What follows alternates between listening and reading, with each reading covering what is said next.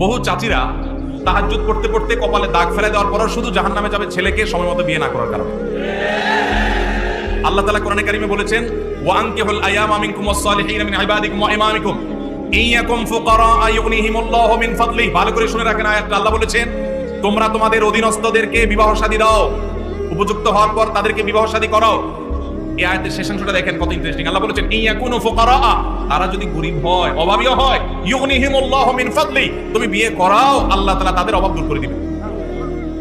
এরপরও যদি বাপ মারা, চাচা চাচিরা, আপনারা যদি ছেলে মেয়েদেরকে হাইকোর্ট দেখান সকাল বিকাল, যদি বলেন যে পায়ের উপরে দাঁড়াও, নিজের পায়ের উপরে দাঁড়াও, ছেলে কি আরেকজনের পায়ে দাঁড়াচ্ছে নাকি?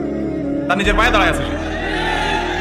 ঠিক ঠিক করা পাবলিক ভাইরা, আপনাদের ওয়াজ আছে, শুধু ঠিক ঠিক মাহফিলে হিসাব চিল্লাইলে হবে না, মাঠে ময়দানে কাজ করতে হবে। কাজের বেলায় ঠন ঠন শুধুমাত্র চিরকুট দেখাই দিবেন আর বাপরে আমি ফুসলে ফাসলে বিয়ে করে দিব আপনারে। এত সহজ মনে করছেন কেন? বাবাদের কথা তাদের জন্য প্রযোজ্য। বাবাদের মায়েদের বিয়ে দেয়াতে কার্পণ্য করা উচিত না। ছেলে যদি ডাল ভাত জোগাড় করার মতো ব্যবস্থা থাকে তাহলে দেরি করবেন না। অনেক মা বাবা আছেন ব্যাপারে কার্পণ্য করেন। কত জেনা ব্যভিচার হচ্ছে। এই যুবক যে প্রশ্ন করেছেন খুবই প্রাসঙ্গিক। তিনি যেটা জানতে চেয়েছেন, হ্যাঁ, ও তিনি তো জব করে ফ্যামিলি চালাতে পারেন। এই দেখেন, চালাতে পারার পরও বাপ মা বিয়ে দেন না। এই যুবক প্রশ্ন করেছেন, সেই যুবককে বিয়ে করানো তার বাপ মার উপরে ফরজ। ফরজ ফরজ এই ফরজ তোয়াক্কার কারণে বহু মুরব্বীরা জাহান্নামে যাবেন।